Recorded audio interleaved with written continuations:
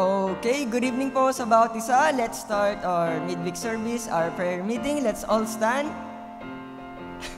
Sige po, bago po tayo kumanta nating hymnals, let's pray first. Let's open our word of prayer. Let's pray. Our gracious God and Heavenly Father, once again, we thank you for this evening that you've given unto us so that we can worship you. And bless our prayer meeting this evening. Ang pangalan nyo lang po ang maitaas ngayong gabi na ito. Forgive us, Lord, for all our sins and our shortcomings. And we pray all these things in Jesus' name. Amen. Let's get our hymnals. And let's open it in hymn number 188. We have story to tell. Kantahin po natin lahat ng lahat po ng stanzas. Hymn 188 po. We have a story to tell. Ready? Sing. We've a story to tell to the nations that shall turn their hearts to the right. A story of truth and sweetness, a story of peace and light, a story of peace and light. Sing it on the chorus. The darkness shall turn to dawning, and the dawn into noonday bright, and Christ's great kingdom shall come on earth, the kingdom of love and light. Second verse. With a song to be sung to the nations that shall lift their hearts to the Lord. Amen. A song that shall conquer evil and shatter the spear and sword, and shatter the spear and sword. On the chorus now. For the darkness shall turn to dawning, and the dawn into noonday bright, and Christ's great kingdom shall come on earth, the kingdom of love and light. Third stanza. With a message to give to the nations, that the Lord who reigneth above hath sent His Son to save us and show us that God is love, and show us that God is love. For the darkness shall turn to dawning, and the dawning to noonday bright, and Christ's great kingdom shall come on earth, the kingdom of love. And on the last stanza, with a Savior to show to the Amen, who the power of sorrow was struck. Sing on. That all of the world's great people might come to the church of God, might come to the church of God. For the darkness shall turn to dawning, and the dawning to noonday bright, and Christ's great kingdom shall come on earth, the kingdom of love and light. Amen. Beautiful singing. Maaari na po tayong umupo. Pastor? Good evening. Amen. Today is June 18 and tomorrow is June 19, syempre. June 19, birthday ni Dr. Jose Rizal yun. If happen to be birthday niyo bukas, kasing talino niyo si Jose Rizal. Ang bilis mo ng panahon. After this, we are done with half ng 2025. Next month, July na po tayo. Any blessings from the Lord you would like to share to us? We would like to be blessed with your testimony. Meron ba? Gustong ibahagi yung kanilang blessing? Do you receive blessing from the Lord this past few days? I think sige, Sister Lillian. Good evening, church. Nagpapuri at nagpapasalamat ako sa Panginoon for another chapter sa aming school for this year, and we thank the Lord for our enrollees and our teachers for this year also. And please continue praying for my, anong tawag doon? Parang asawa ng brother ko. Hipag. Hipag. Oo, sister-in-law. Please continue praying for her kasi yung sa eyes naman niya ang nagiging problema niya. But she is regularly attending now our church. Amen. Kanina, nag-interview ako ng 4 new ABBC students. Yan, 4 po. We are praying more students for Asia Baptist Bible College. Anymore, thank you, Sister Lilian. At the Lord continually bine-bless yung inyong academy. Meron ba? We would like to hear from you how the Lord bless you these past few days.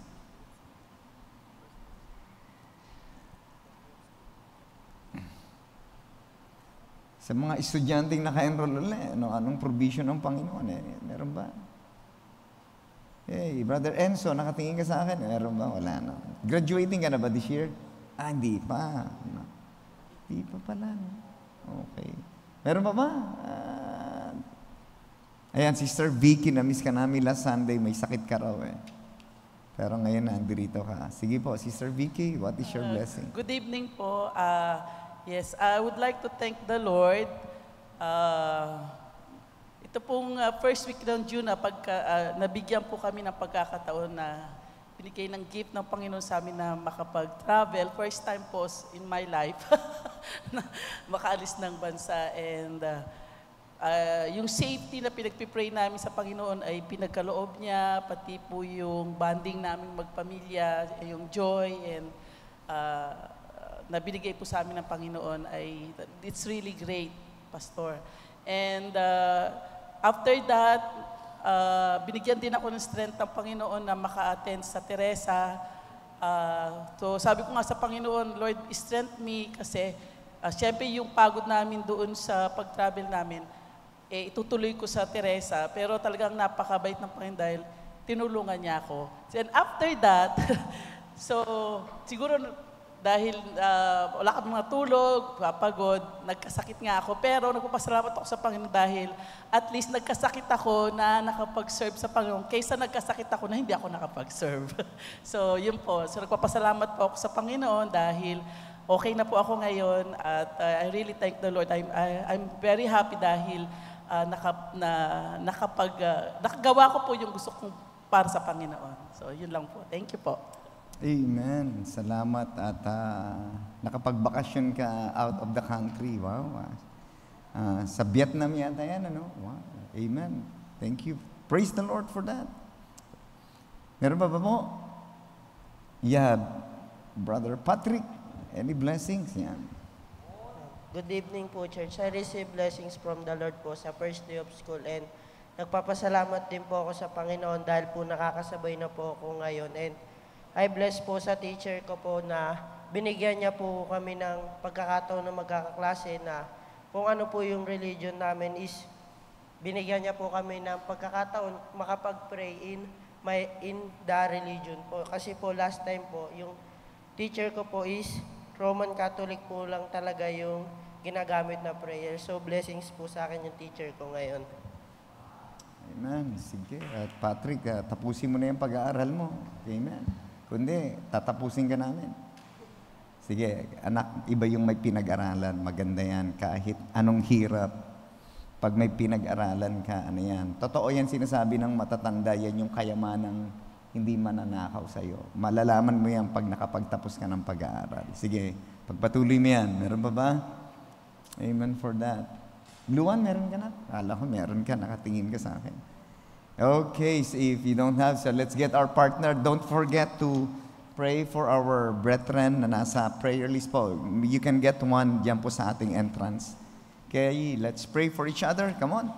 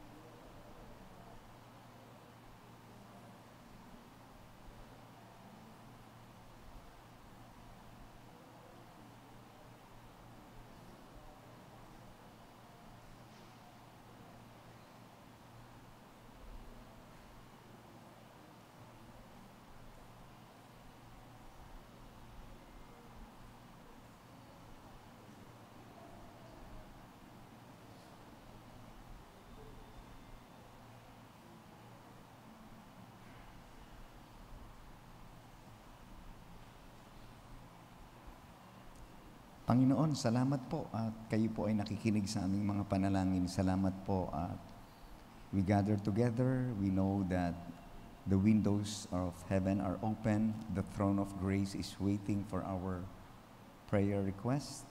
And Lord, we pray that you would hear our prayer according to our faith. It will be answered. At naniniwala kami, kayo po ay nakikinig sa aming mga panalangin. Thank you, Lord, because you are our Jehovah Rapha. Continue to touch those who are physically ill. I pray, Panginoon, na bigyan mo sila ng kagalingan at ang inyong salita ang maging comfort din sa kanila, maging ang biyaya mo, Panginoon. Ganon din, Lord, those missionaries na pinag-pray namin, continue to provide their needs, to empower them as they reach their areas with the gospel of Jesus Christ. Salamat, Panginoon, sa mga volunteers na aming church. Patuloy na makita mo na kami ay iisa sa paglilingkod sa inyo. Iisa ang aming Panginoon, iisa ang aming layunin na madala ang mga tao sa paanan ng Panginoong Hesus. Lord, merong mga evangelistic endeavor this coming July, another choir concert ang gagawin, and we are praying for more souls na to be saved this evangelistic meeting na ito, Panginoon, and even yung mga soul-winning effort. Alam namin, we just do our part, pero ikaw yung nagliligtas ng mga kaluluwa. At alam namin that we cause heaven to rejoice kapag may mga nakakakilala. If there are only one sinner na mag-repent, sumasaya po ang kalangitan at lalo na sa presensya ng mga anghel. Salamat po, Panginoon, at patuloy na binubuhos mo ang pagpapala sa church na ito. And Lord, you know the desire of our heart. We just want to worship you and praise you not only for the great things that you have done unto us, but for saving us and for who you are, so rich in grace and mercy. At nawa makita namin yan, Panginoon, so that we are excited every Sunday to sing for you, to worship you, and to study your word.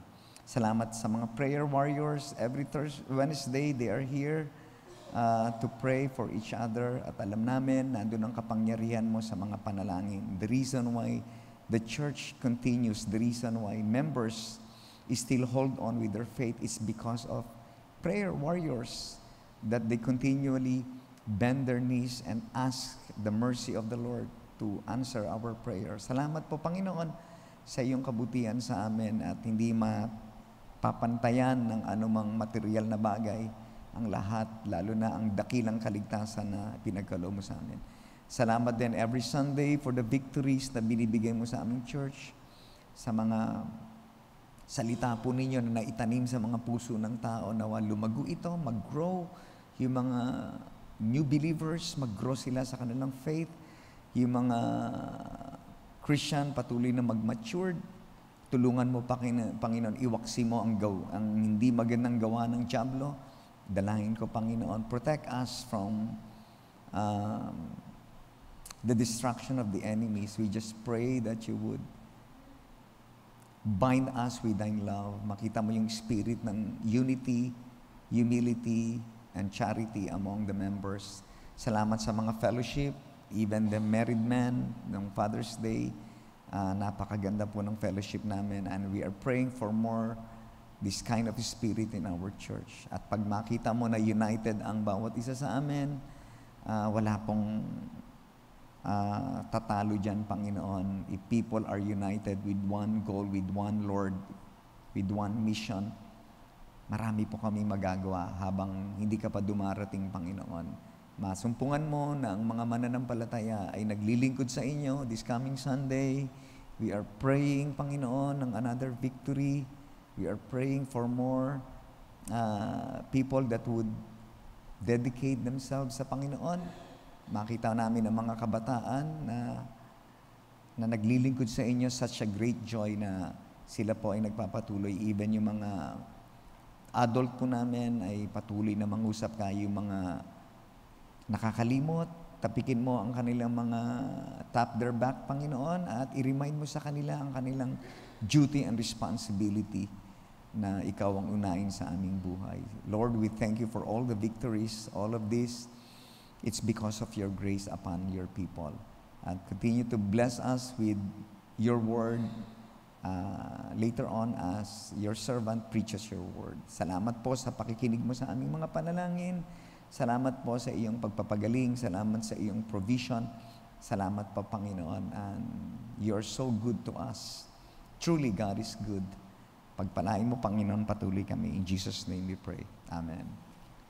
Mr. Song Leader, mag-welcome muna tayo sa isa't isa. Amen.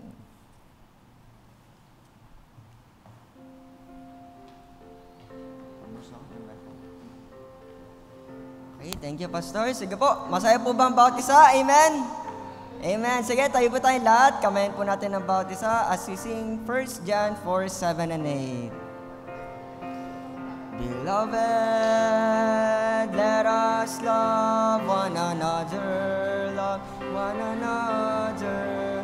for love is of God, and everyone that loveth is born of God, and knoweth God.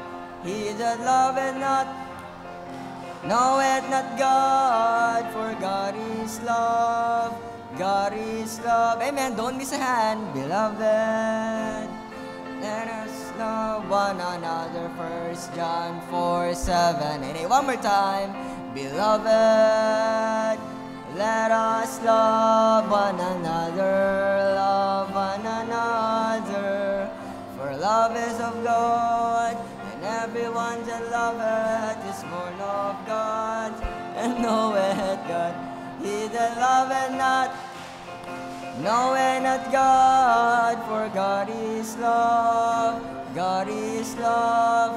Beloved, let us love one another. 1 John 4, 7 and 8. Amen. Once again, let's get our hymnals. One more song. Hymn number 229. This world is not my home. Hymn number 229. This world is not my home. Kantahin po natin lahat po ng stanzas.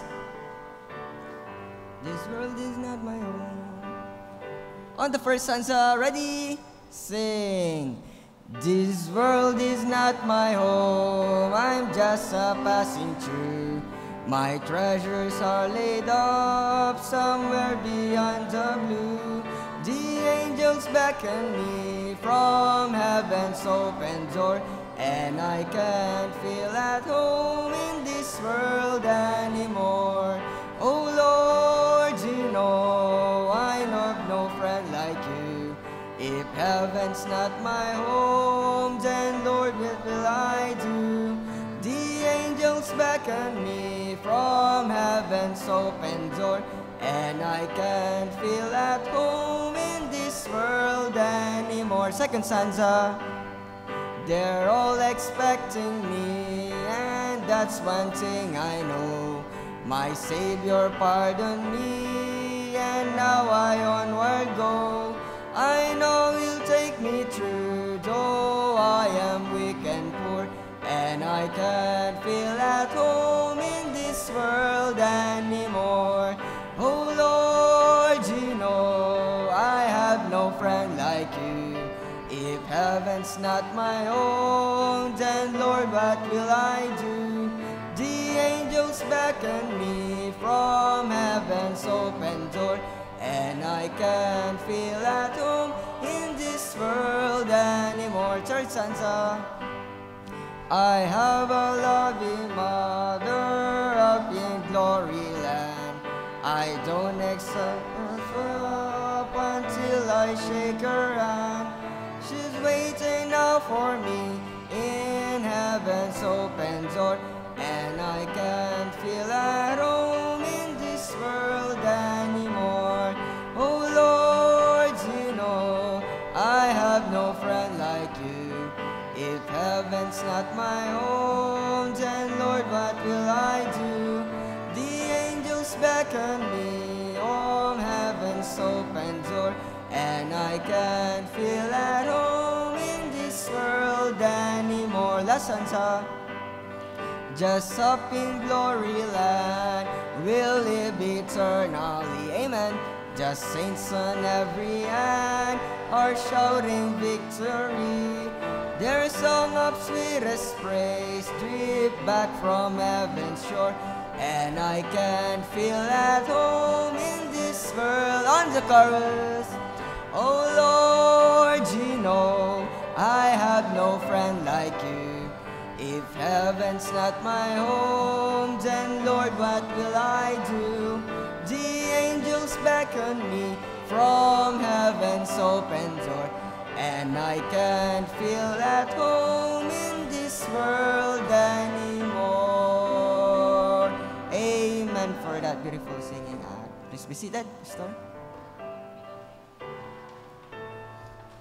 Amen. This world is not our home.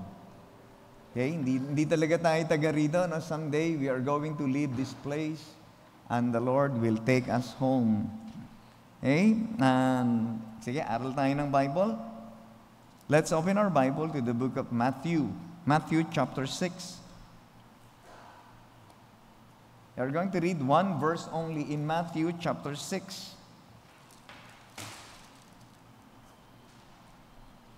This is the teaching of the Lord while He was on that mount, and they called it the Beatitude, chapter 5, 6, 7. Napakaganda po niyan.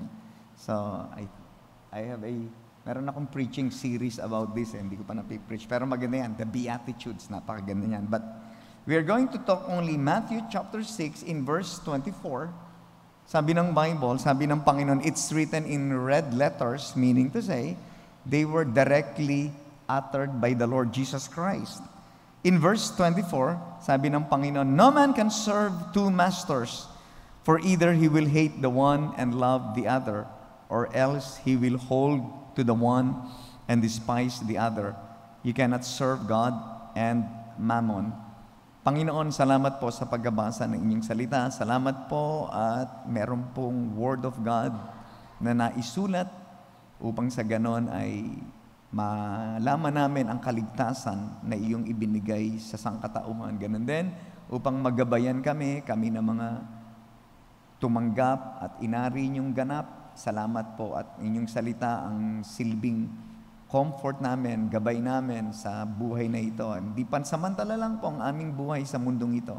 Kaya lang nararapat na ibigay namin ang aming buhay para sa inyo. Pagpalain nawa ninyo kami ng inyong banal na salita, ganun din ang banal na Espiritu ang siyang manguna po sa amin. At maitaas ka sa aming kalagitnaan. Ito po aming dalangin sa pangalan ng Panginoong Hesus. Amen. You cannot serve two masters. You cannot serve two masters. A master is the one who controls his servant. Someone who directs you. During the biblical times, the ancient times, they would understand this kasi uso dun yung mga servant and slave. Sa atin naman, meron naman sa time pa rin natin, meron pa rin mga kasambahay ang tawag natin at tinatawag nating amo yung ating mga master. But during those time, pag tinawag kang master and servant relation, mabigat yon. Talagang ang servant, ano man yung sabihin ng master niya, ay susundin niya because his master controls him. At bilang master, meron siyang right na utusan ang kanyang servant. The Lord mentioned about master and mammon. What is a mammon? A mammon is, baka mamaya pag gutom na kayo, baka isipin nyo mamon yan. Hindi yan mamon. Okay? Mamaya, inisip nyo mamon yan. A mammon is a material wealth or possession, especially having a debasing influence. Pag sinabing debasing, nagre-reduce yung kanyang intrinsic value. Ibig sabihin yan, ito ay mga material wealth na pandalian lang, pansamantala lang. Ito po ay kayamanan na hindi magtatagal. Mammon. Ano ba yung mga kayamanan na hindi nagtatagal? Ang salapi, hindi naman nagtatagal. Ang sasakyan, hindi naman nagtatagal. Ang bahay, nagde-depreciate, hindi yan nagtatagal. Everything that you see in this world, this material world, is a mammon. the Lord Jesus Christ, when He thought these Beatitudes, napakaganda ng sinabi niya, very practical. You cannot serve two mammons, or you cannot serve two masters, because a master would compete, a master would demand. Magdidemand kasi ang master ng time, affection, and service. The reason why the Lord thought this, truly, you cannot serve two masters. If a servant has two masters, magulo yan. Pag dalawa yung iyong amo, dalawa yung sinusunod mo. Maski naman siguro sa larangan ng pag-ibig, magulo yan, ano? Kasi merong ang awitin sa labas, sana dalawa ang puso ko. Pwede ba yon? Ilan ba puso? Pinakamaraming puso yung octopus, no? Ilan ba puso yung octopus? 6 ba? Ilan ba? Yung tentacles niya, 8. Puso niya, 8 din? Pero alam ko maraming puso yung pag-research nga ulit. Pero ang tao, kinirate lang na may isang puso. Ang sabi rito, you cannot serve two masters. Practically, servants will get confused. Maguguluhan siya pag dalawa yung master niya. Kasi unang-una, in the area who is the priority. Pag dalawa ang master mo, magkakaroon ng confusion yung servant. Sino yung priority niya? Kasi the Lord Jesus Christ, if you read the context of Matthew chapter 6, seek ye first. In verse 33, who will be the first? Pag dalawa ang master mo, dalawa pinaglilingkuran mo, o kaya ikaw mahal mo ang Panginoon, tapos at the same time mahal mo ang mundo, sino yung priority mo ngayon? Sino yung uunahin mo pag dumating sa tinatawag na ng yung kuno yung pinaka-importante sa kanila? Maguguluhan ka pag ikaw yung servant. Dalawa pinaglilingkuran mo. If you're serving the Lord and you love the world at the same time. Kung ikaw ay naglilingkod sa Panginoon at marami ka rin ginagawa sa labas, meron yan. Magdidiman siya ng time. That's why you cannot serve two masters, because servants will get confused who is the priority, who is the first. Not only in the area of priority. The Lord Jesus Christ said this, that you cannot serve two masters. Magugulan siya in the area of loyalty. Who you are going to serve most. Kanino mabibuild yung loyalty mo? Isipin nyo kung isang Kristiyano, dalawa churches niya. May mga Kristiyano kasi, hindi ko alam, kasi I believe in church loyalty. Yan, naituro sa akin. As a Baptist, I believe that. Pag ikaw ay naging member ng isang church, local church, then maging faithful ka doon. Yung mga highly ethical na mga members, let's say hindi sila makaka-attend ng church, Pastor, wala po ako sa Sunday. Ito yung mga ethics sa church na maganda maturuan din yung mga members. Wala po ako sa Sunday kasi nasa Aklan po kami. Ganyan. Kasi pag nalaman ng pastor nasa ibang church ka, tapos every Sunday wala ka. Kasi hindi pwedeng ganon. You cannot serve, you cannot attend two churches. If God has given you one local church, then be loyal to that. Doon mo ibigay yung iyong loyalty, doon mo ibigay yung service. That's why pag ikaw ay nag-church hopping, hindi yan maganda. Kasi hindi ka mag-grow. Kailangan ma-implant ka sa isang local church at doon ka mag-grow. Kasi pag nagpunta ka sa iba-ibang churches, wala na. Ang dami mo, i-compare mo na, i-compare mo na ang pastor, i-compare mo na yung church, i-compare mo na lahat. That's why you cannot be loyal to two churches. There's only one. Kasi when you serve, you are a servant to two masters, it will require priority, katulad ng sinabi ko, and then it will test your loyalty. Who will you love or you will serve most? Pangatlo, sabi ng Panginoon, you cannot really serve two masters kasi dito matetest naman, ang servant will get confused in the area who is, kung ano yung kanina tinest yung priority, then yung loyalty, pangatlo yung charity. Who you love most. Sino yung mas mahal mo? Kasi sinabi ng Panginoon yan sa verse 21, "For where your treasure is, there will your heart be also." Pag dalawa ang master mo, mahirap yun, may kaagaw. Ganon din sa larangan, kanunad ng sinabi ko, sa larangan ng pag-ibig, mahirap pag dalawa minamahal mo. Mahirap pag may asawa ka, meron ka pang ibang babae. Kaya nga siguro ginawa ng Panginoon, isa lang puso ng tao, no? Para isa lang talaga mamahalin mo, Brother Liam. No? You live by faith. Tama ba? Tama yan, ano? Kasi yung sabi ng Bible, kasi matetes yung charity. Kaya sabi ng Panginoon, mahirap yun. Servants must choose, no in between. You have to hate the one and love the other. Hold to the one and despise the other. Leave the one and stay with the one. Kaya sabi ng Bible, sa verse 33, "But seek ye first the kingdom of God and His righteousness, and all these things shall be added unto you." Binago ko nga meron akong version. Kasi pag pinili mo yung master, applicable yung verse 33. Pero pag pinili mo yung mammon, magiging ganito yung version ng Bible.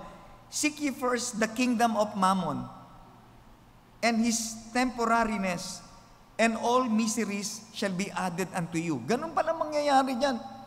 Pag pinili mo yung mammon, which is temporal, yung temporariness niya, wala ka naman makukuha dyan. Misery lang. Kasi pag minahal mo nga ang mga material na bagay, hindi naman yan tumatagal. Pag minahal mo ang gadgets ng higit pa sa Panginoon, hindi naman yan tatagal. Kasi ang gadgets naluluma. And it is very practical. Many times in the Bible, not only in the New Testament, even in the old times, people of God were challenged.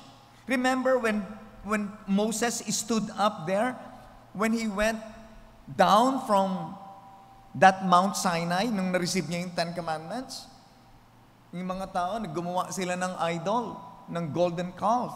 And then Moses said, tumayo siya doon, "Who is on the Lord's side?"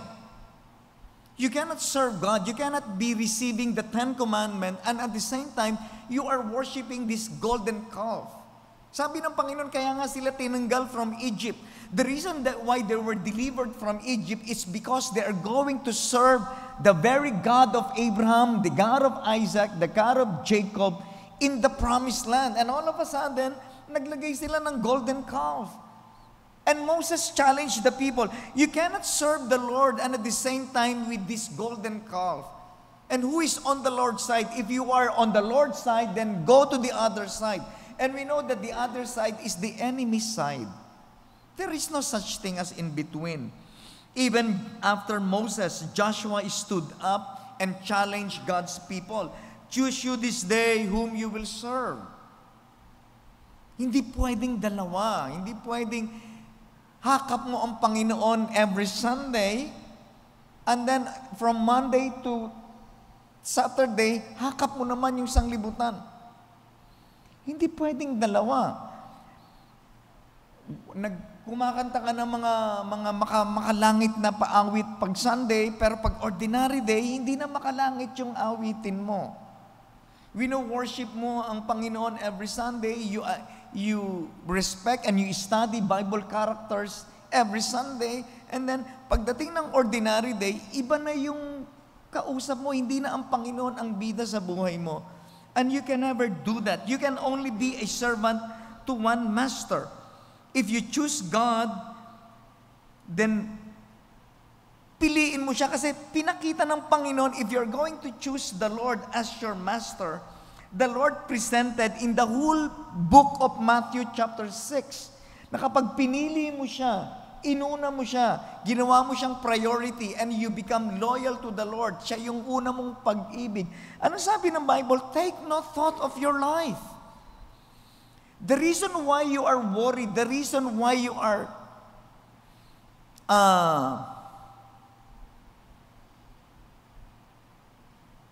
take no thought. Another Tagalog yan, another English yan. Worry. The reason nagwo-worry ka sa buhay mo, it's because yung priority mo iba. Palagi kong sinasabi sa pulpit, there is nothing wrong fulfilling your responsibility, doing your job. There's nothing wrong with studies, sa pag-aaral. Walang problema dyan.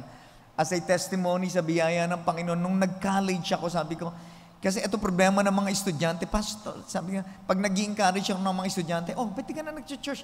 Masyadong busy ako, pastor eh. I am so busy with my studies, especially in my course. I am taking up medicine. I am taking up engineering. Alam nyo, pag ginanyan ako ng mga estudyante, I am so busy with my studies. Huwag nyo akong sasagutin ng ganyan kasi nag-aral din ako. Pag sinagot nyo ako ng ganyan, masyado akong busy, sir. Pastor, masyado akong busy. Para laging puyat. Huwag nyo akong sasagutin ng ganyan kasi nag-aral din ako ng engineering ng 5 years. Pinagsabay ko ang engineering at Bible School ng Bethany. But still, sa biyaya ng Panginoon, I managed to go to church. I managed to attend young people. You know what did I do when I was in college? Monday to Saturday, I studied hard sa aking pag-aaral. Pero pagdating ng Sunday, no reports, no assignments, completely sa Panginoon yan. Sunday school, 8:30, I should be there. As 8:30 sa Caloocan ng Sunday school. 8:30, young people sa Caloocan is 2:30 hanggang 4:30. Wala akong gagawin dyan. The whole Sunday is the Lord. Is for the Lord. Yung nga lang, minsan, kailangan umuwi na ako, I have to do, pagtapos na ng service, uwi na talaga ako ng bahay. Doon ako gagawa ng aking mga template, ng mga assignment, ng mga research. Wala na yan, kompleto na yan, hanggang Saturday na yan. But Sunday, come on, pareho tayong naging estudyante. Ang ginawa ko lang sa biyaya ng Panginoon, ginawa kong priority ang paglilingkod ko sa Panginoon. Of course, students, I did not forget yung mga household chores. Minsan, ini-excuse yan, Mami, pupunta pa ako ng saya. Sorry, hindi ako makapagligpit ng pinggan. Maganda magligpit din kayo ng pinggan, maglaba kayo, maglinis kayo ng bahay. Busy kayo sa church, tapos sa bahay, hindi kayo busy. Ginagawa niyong scapegoat yung pagsisimba ninyo. Maging balance din yung testimony ninyo. What I'm saying here, kung sino ba talaga mahal mo, ang Panginoon o yung Panginoon na nagbigay ng iyo? Kasi I believe, kaya ako nag-aral ng college is because the Lord provided my needs. Siya yung nagbibigay ng tuition ko, kaya ako nakapag-aral. It is the Lord who gives me wisdom to study. That's why I prioritize that God of wisdom. Since siya yung nagbigay ng pera sa akin para mag-aral, since siya yung nagbigay ng wisdom sa akin para makapag-aral, then siya dapat yung priority ko. Yun yung sinasabi ng Panginoon, prioritize Him at makikita nyo, the Lord will prioritize you also. Saka huwag nyo akong bibigyan ng excuse na ganyan, Pastor, I am very busy with my studies. Huwag nyo akong ganyan bibigyan ng excuse, nagbibisi-bisihan lang kayo. Because God gave you 24 hours a day and you can maximize the 24 hours. The problem is you don't know how to manage your time. Marami young people ngayon, you don't know how to manage your time. Di ba? Kailangan yan, ayusin nyo lang yan. Organize your time. Sunday is the Lord's day. Pero sa pastor, kung emergency, sabi naman ng Bible, pwede naman niya emergency. Pag hindi naman ako legalistic dyan. For example, sabi nga ng Panginoon, di ba? Kung nahulog yung lamb mo sa hukay, Sabbath day, edi kunin mo, if it is an emergency, then go. Pero every Sunday ba may emergency? A test of priority, a test of loyalty, a test of charity. Sino ba ang mas mahal mo? The Lord. You can only be a servant to one master if you're going to choose the Lord as your master. And the Lord will show you how capable He is and who is, sino talaga siya sa Matthew chapter 6. At sabi ng pinakita ng Bible, ang mammon is just temporal. The things that you seek, sinabi yan ng Panginoon, di ba? Whatsoever you eat, drink, these are basic needs ng mga tao. At ang mga tao, they are very busy sa mga bagay na yan. Hindi nila alam, pag inuna nila ang Panginoon, sabi nga ng Bible, i-add na lang sa iyo ang mga bagay, mga pangangailangan mo. And I believe that, nung inuna ko ang Panginoon, I praise the Lord, I just finished my schooling on time. Salamat sa Panginoon.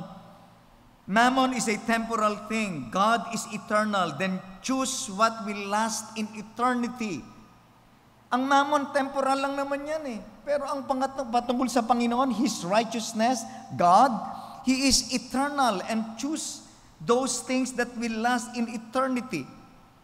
Mrs. Lot chose mammon as her master, and she became a pillar of salt. Demas chose mammon as his master, and he left the ministry.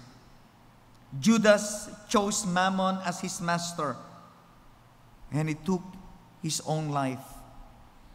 Ananias and Sapphira chose mammon as their master, and God shortened and took their lives.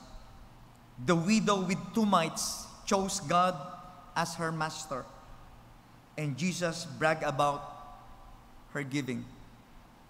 Mary and her pricey perfume, her anointing became a forever memorial because she chose God as her master.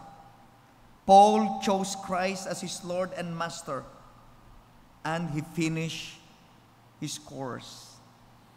Are you divided with 2 things? Students, I know you are very busy with your studies, but there is a choice being laid in the Bible. You cannot serve 2 masters. You cannot serve God and Mammon. Hindi pwedeng dalawa ang ating pinaglilingkuran. If you are for the Lord, then be for the Lord. The rest of your life, siya dapat ang nauuna. Whenever you receive something, lahat yan, kahit mga estudyante kayo, biro mo nung estudyante ako sa biyaya ng Panginoon, pag ako naka-receive ng baon, hinihiwalay ka ng Panginoon. I was trained. Hinihiwalay ko na yung aking tithes. Kasi hiwalay ko muna yan. Yan, pag may baon ako, hinihiwalay ko na yan. Ibibigay ko na yan Sunday because hindi yan pwedeng galawin. Kasi para yan sa Panginoon. Hindi ko yan pwedeng galawin. Paano nyo sinaserve ang Panginoon? You cannot serve 2 masters. You cannot live in both worlds.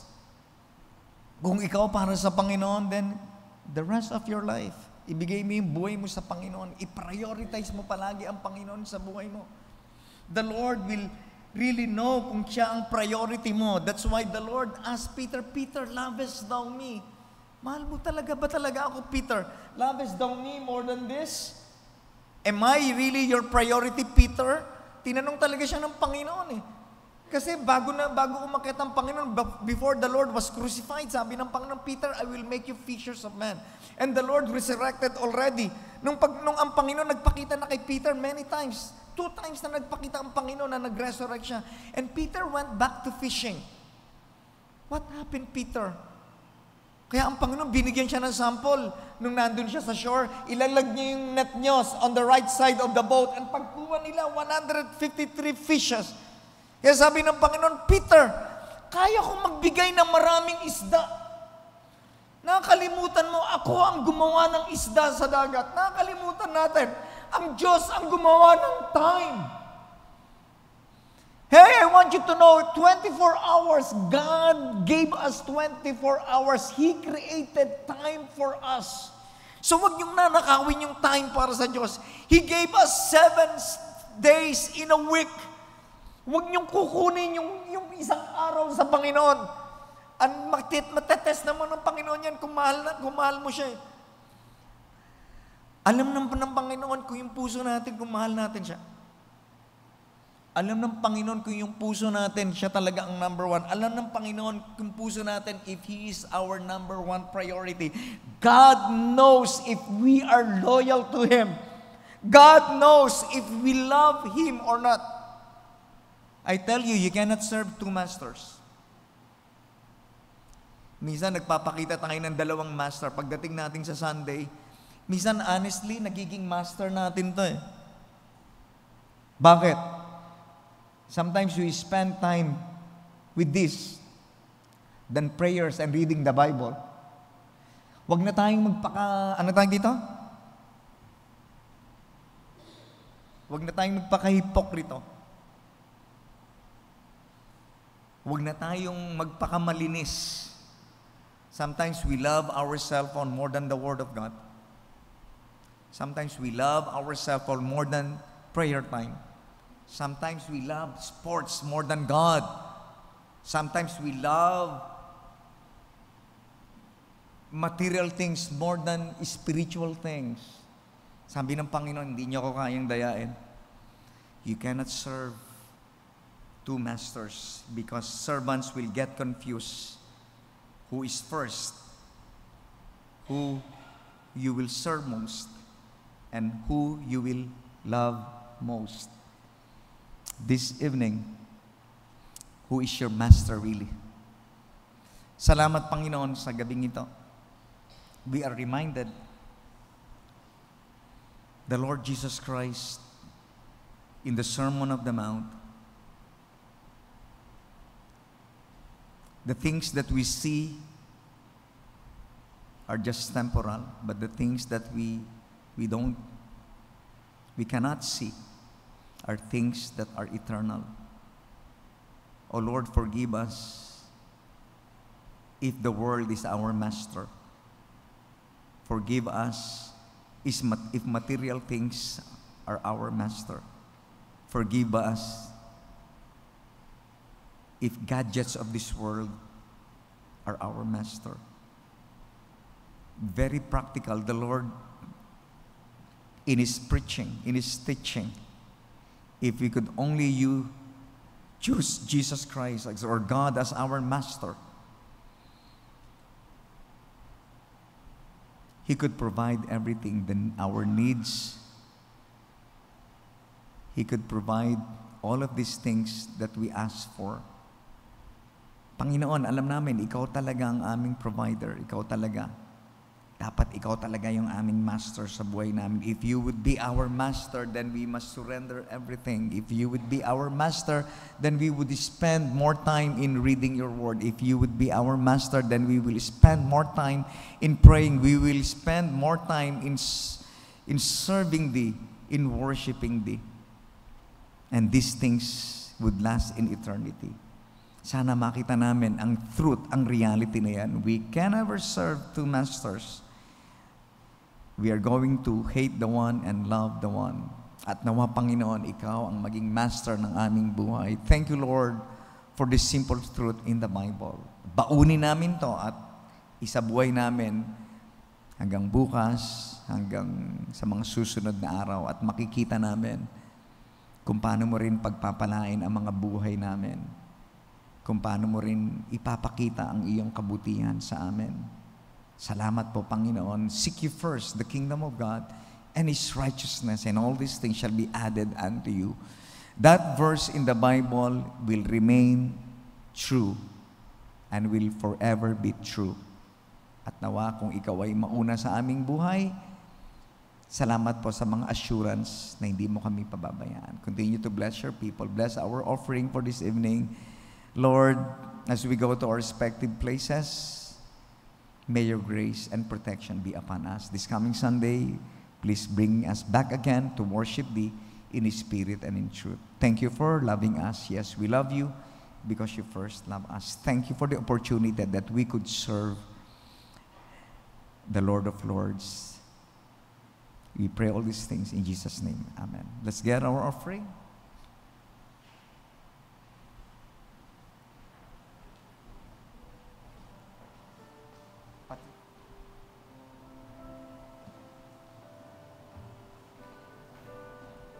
God bless your gift.